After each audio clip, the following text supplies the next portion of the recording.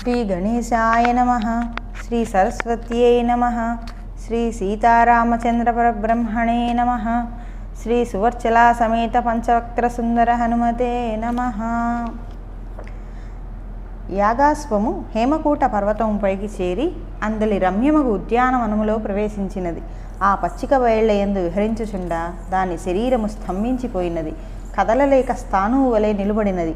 ఈ విషయము సైనికులు శత్రుఘ్నునకు చెప్పిరి. వెంటనే శత్రుఘ్నుడు పుష్కలాది వీరులతో అశ్వము వద్దకు వచ్చి కదిపి చూచిరి. పైకి ఎత్తబోయినారు. అశ్వము కదలలేదు, దాని శరీరము జడమైపోయినది. వారికి ఏమి చేయుటకు తోచలేదు. దివ్యదృష్టి గల మహర్షులు తప్ప ఇతరులు దీని విషయము చెప్పలేరు అని అనుకుని అచ్చటికి సమీపముననున్న సౌనకుని ఆశ్రమమునకు వెళ్ళి ఆ మహర్షికి నమస్కరించి విషయమంతయు విన్నవించెను. సౌనక మహర్షి యోగదృష్టి వలన సర్వము తెలుసుకొని, రాజా, పూర్వము ఒక బ్రాహ్మణుడు తపస్సు చేయుచున్న ఋషులను అవమానించెను. ఆ మహర్షులు బ్రాహ్మణుని దుండగములు భరింపజాలక ఆగ్రహులై, ఓరి విప్రాధమ, అగ్రజాతి అందు ఉద్భవించియు ధర్మభ్రష్టుడవై సాధకులకు అపకారము చేసితివి. కావున నీవు తక్షణమే రాక్షసుడివైపోదువుగాక అని శపించెను. ఋషుల శాపవాక్కులు వినగనే ఆ బ్రాహ్మణుడు భయముతో గడగడ వణుకుచు వారి పాదములపై పడి మన్నింపుమని వేడుకొనెను. మహర్షులు శాంతించి, ఓయి, మా శాపము నీవు అనుభవింపక తప్పదు. నీవు దీనుడివై ప్రార్థించుచుంటివిగాన నీ శాప విముక్తికి మార్గము చెప్పెదము వినుము. నీవు రాముని యాగాశ్వమును స్తంభింపజేయుదువు. అప్పుడు రామసేవకుల వలన నీవు రామచరిత్రను విందువు. రామాయణ శ్రవణ ఫలము వలన శాప విముక్తుడవై నిజరూపమందెదవు అని చెప్పిరి. కావున మీరు అశ్వం వద్దకు జని రామాయణ గానము చేయుడు అని చెప్పెను. వెంటనే శత్రుఘ్నుడు సైనికులతో అశ్వము వద్దకు చేరెను. శ్రీరామభక్తుడు రామాయణ గాన ప్రవీణుడగు హనుమంతుడు తనకిష్టమైన రామచరిత్రను గానము చేయుటకు ఉద్యుక్తుడై శాపగ్రస్తుడగు బ్రాహ్మణుద్దేశించి, విప్రోత్తమ, నీ శాప విముక్తికై నేను రామాయణ గానము చేయుచున్నాను. నీవు శ్రద్ధగా శ్రవణించి శాప విమోచనుడవు కమ్ము అని చెప్పి గాన విద్యా విశారదుడగు ఆంజనేయుడు శ్రావ్యమగు కంఠముతో రామచరిత్రను గానము చేసెను. పరమ పవిత్రమగు రామకథాశ్రవణ ఫలమున బ్రాహ్మణుడు శాప విముక్తి నంది దివ్య విమానారూఢుడై వైకుంఠధామము చేరెను. వెంటనే అశ్వస్తంభనము అంతరించినది. మరల యాగాశ్వము స్వేచ్ఛగా బయలుదేరినది.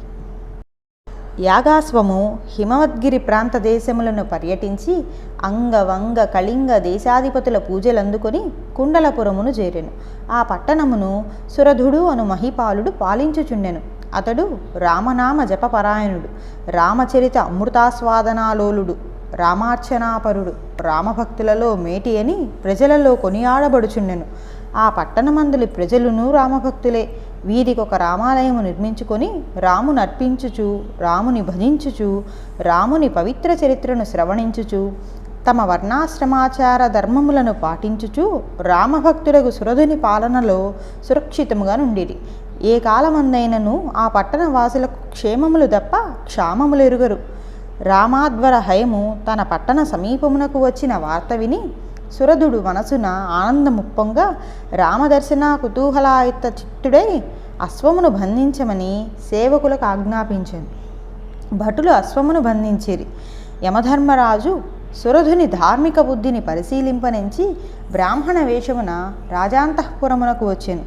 సురధ మహారాజు ఆ విప్రోత్తమునకు ఎదురేగి స్వాగతము పలికి ఆసనముపై కూర్చుండబెట్టి అర్ఘ్యపాద్యాదులతో పూజ చేసి సవినయముగా ఇట్లు ప్రార్థించెను. భూసురోత్తమ, మీ దర్శనమున ధన్యుడనైతిని. నా ప్రభువు శ్రీరామచంద్రుని కథా విశేషములను చెప్పుడు, శ్రవణించి తరించెదను అని వేడుకొనెను. విప్రవేశముననున్న యముడు పక్కున నవ్వి, రాజా, ప్రాజ్ఞుడవైన నీవు పామరుని వలె ప్రశ్నించుచుంటివి. రాముడు సామాన్య మానవుడు. ఆ రాముని కథ వినిన ఈ సంసార బంధముల నుండి విముక్తులము కాగలమా? మనము పూర్వజన్మమున చేసుకొనిన సుకృత దుష్కృత కర్మల వలన జన్మమేర్పడుచున్నది. కర్మబంధమును తప్పింప బ్రహ్మకైనా సాధ్యము కాదు గదా. సుకృత కర్మను చేసిన వారు స్వర్గమున సుఖము అనుభవింతురు, దుష్కృత కర్మను ఆచరించిన నరకమందు యాతనలు అనుభవింతురు. మనము పుట్టుట చచ్చుట కర్మ వలననే గదా. 100 అశ్వమేధ యాగములు చేసి ఇంద్రుడు స్వర్గరాజ్యాధిపతి అయ్యాను. అట్లే బ్రహ్మదేవుడు సత్కర్మలను ఆచరించుట వలన సత్యలోకాధిపత్యము పొందెను. వేద విహితములకు కర్మలను ఆచరించిన మేలు గలుగును గాని వేద విరుద్ధములకు కర్మాచరణ వలన కీడు గలుగును. కావున సత్కర్మ మార్గమును పెద్దల వలన తెలుసుకుని కర్మనాచరించు వానికి సద్గతి లభించును అని విప్రవేశధారియగు యముడు కర్మ మార్గమును బోధించెను. అతని మాటలకు సురధుడు కనులెర్రజేసి, బ్రాహ్మణుడా, నీ ఉపన్యాసమిక కట్టిపెట్టుము. నాశనము చెందు ఫలమిచ్చినది కర్మ మార్గము, నాశరహితమైనది భక్తి మార్గము. కర్మ మార్గము గొప్పదని రామతత్వమును నిరసించు నీవిచ్చట నుండదగవు. తక్షణమే వడలిపొమ్ము. కర్మబంధమున బ్రహ్మేంద్రాదులు జిక్కికొనిరి. భక్తి మార్గమున శ్రీరాముని పదకమలములను గొల్చిన విభీషణుడు, ప్రహ్లాదుడు, ధ్రువుడు కర్మబంధముల జిక్కికొనిరా. నీవు బ్రాహ్మణుడవై జన్మించియు రాముని విమర్శించుచుంటివిగాన పాపకూపమున గూలుదు. శ్రీరాముని మానవునిగా భావించు పాపాత్ములను యమభటులు పాశములచే బంధించి ముద్గరముల చేత ప్రహరింతురు. శ్రీరామచంద్ర పరబ్రహ్మమును నా ఎదుట నరునిగా భావించి విమర్శించిన నీకు శిక్ష విధింపవచ్చును. కానీ బ్రాహ్మణుడొకటచే ఆ పని చేయుటకు సాహసింపనైతిని. నీవిచ్చట ఒక్క క్షణం ఉండక వెడలిపొమ్ము అని తీవ్ర కోపమున బలుకుచు ఇతన్ని గెంటివేయుడని భటులకు ఆజ్ఞాపించెను. రాజభటులు ఆ బ్రాహ్మణి గింటివేయుటకు సమీపించుచుంటిరి.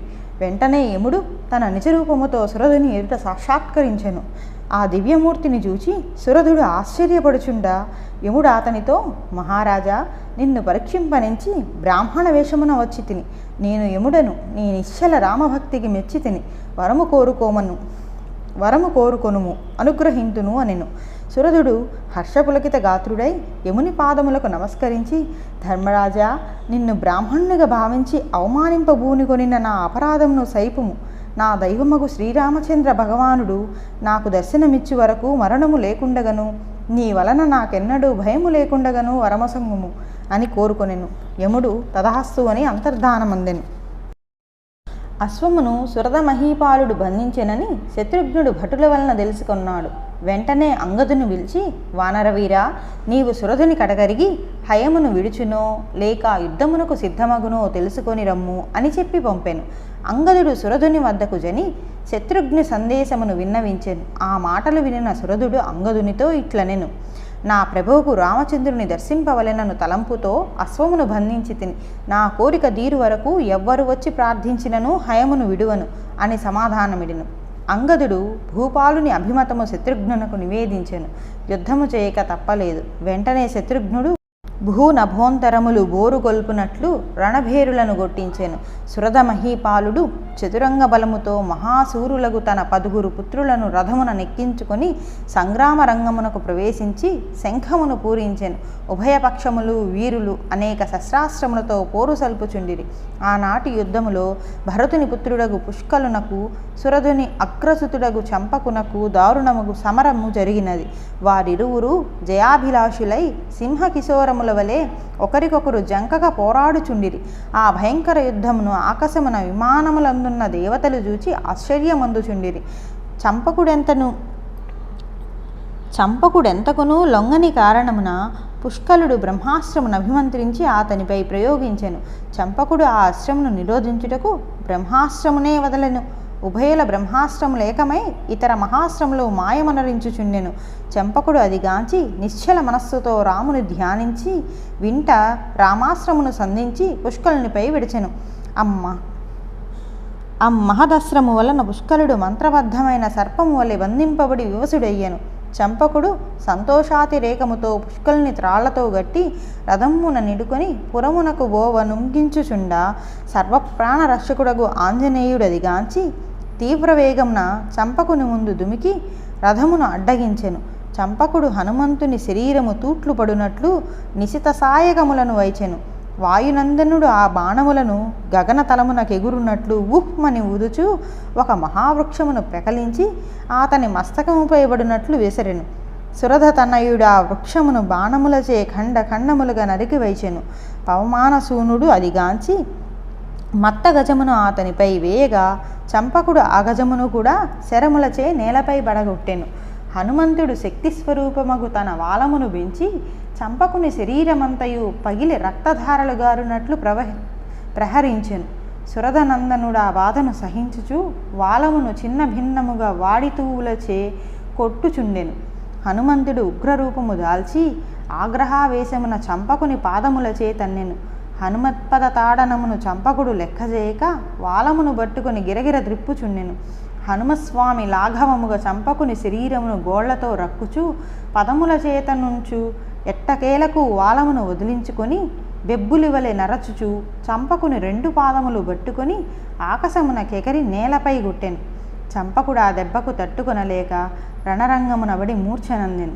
ఆంజనేయుడు చంపకుని రథమందు త్రాళ్లచే బంధింపబడి ఉన్న పుష్కల్ని విడిపించెను. రాముని సైనికులు వీరమారుతికి జై అనుచు జయనాదములు చేయుచుండిరి. తన పుత్రుడు రణభూమి యందు మూర్ఛితుడై పడియుండుట సురధుడు చూచినాడు. ఆవేశముతో మారుతాత్మజునిపై కురికి వర్షధారగా బాణములను గురిపించినాడు. హనుమ ఆ బాణములను దోమలను దోలినట్లు ఎడమచేత నెట్టివేయిచు గిరగిర వాలమును ద్రిపుచు సురధుని రథముపై దుమికి అతని చేతిలోనున్న ధనస్సు లాగికొని 2గా విరచి వైచెను. సురధుడు మరి ఒక చాపమును ధరించి శరసంధానము చేయుచుండా హనుమ దానిని కూడా త్రుటిలో విరుగగొట్టెను. ఇట్లు 1000 మారులు సురధుని ధనస్సులను హనుమంతుడు విరుగగొట్టినాడు. సురధుడు క్రోధతామ్రాక్షుడై ఉగ్రమగు శక్తివాణమును అతని ఉరముపై వైచెను. పవమానసూనుడు ఆ వేటుకు నేలపై బడినాడు. వెంటనే లేచి సురధుని చురచుర జూచుచు భీకరాకారము దాల్చి సింహనాదము చేసినాడు. ఇనుప గదియల వంటి తన బాహువులతో సురధుని రథమును పట్టుకొని అంతరిక్షమునకు పోయి అచ్చటి నుండి రథమును భూమిపై పడవేచెను. రథము బ్రద్దలైపోయినది.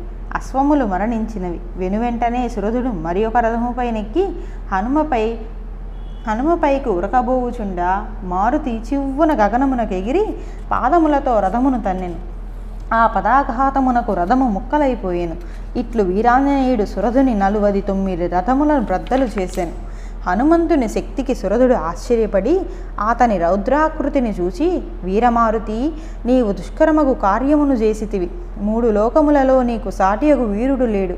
నీకు నీవే సాటి అని శ్లాఘించి, హనుమా, ఇక నా శక్తిని చూడుము అని పాశుపతాస్త్రము ప్రయోగించెను. ఆ అస్త్రము సోకుటచే వాయునందనుడు వివసుడై తన మనమున రాముని ధ్యానించెను. రామనామ స్మరణ వలన హనుమ పాశుపత విముక్తి పొంది సురధునితో ద్విగుణీకృతోత్సాహమున పోరాడుచుండా ఆ భూకాంతుడు హనుమపై బ్రహ్మాస్త్రము ప్రయోగించెను. బ్రహ్మాస్త్రము తన పైకి వచ్చుచుండా హనుమంతుడు నోరు తెరచి దానిని కదలనీయక వెన్నముద్దను మృంగినట్లు మృంగెను. హనుమంతుని అద్భుత శక్తికి సురధభూపాలుడు అచ్చెరువంది సిగ్గుచే శిరము వంచుకుని తనలోనిట్లు తలంచెను. ఔరా, ఈతని మహిమ సామాన్యమైనది కాదు. బ్రహ్మాస్త్రమును కూడా కబళించినాడు. శివుడు పాలనేత్రాగ్ని స్వాహా చేసిన ఇతని బ్రహ్మాస్త్రమును మృంగుట ఏపాటిది? హనుమంతుడు సర్వదేవతా వరప్రసాది, చిరంజీవి, ఏ అస్త్రములకు లొంగువాడు కాదు. ఇతనిని వశపరుచుకొనుటకొక్కటే మార్గము.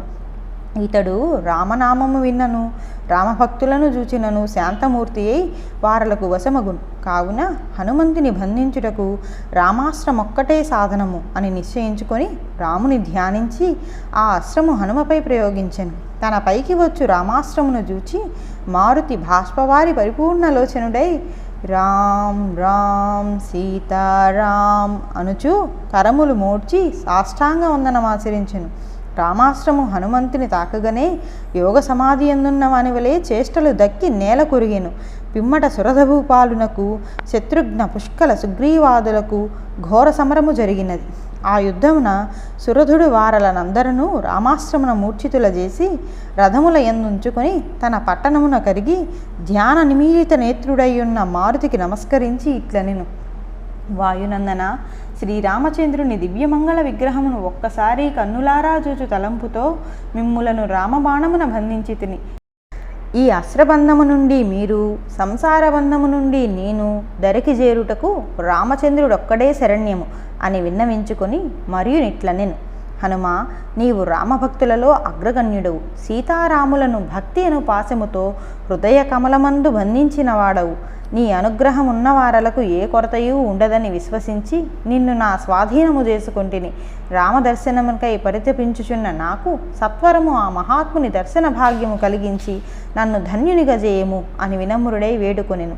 ఆంజనేయుడు అతని నిశ్చల రామభక్తికి ఆనందమంది భక్తావనశీలుడగు శ్రీరామచంద్రుని మనసారా స్మరించినాడు. వెంటనే శ్రీరామచంద్ర భగవానుడు కోదండమును ధరించి వారి ఎదుట ప్రత్యక్షమాయెను. సురధుడు రాముని సుందర రూపమును చూచి ముగ్ధుడైనాడు. భక్తి పారవస్యముతో ఆ మహాత్ముని పదములపై బడి ఒడలు మరిచి ఉండెను. కరుణా సముద్రుడగు శ్రీరాముడు అతన్ని స్పృశింపగా ఒడలెరిగి ఆనందాశ్రువులతో రాముని పాదములను ప్రక్షాళన చేయుచు, రామ దయాలలామ, నీ నిజరూప సందర్శనమునకై ఎంతకాలము నుండియో తపించుచుంటిని.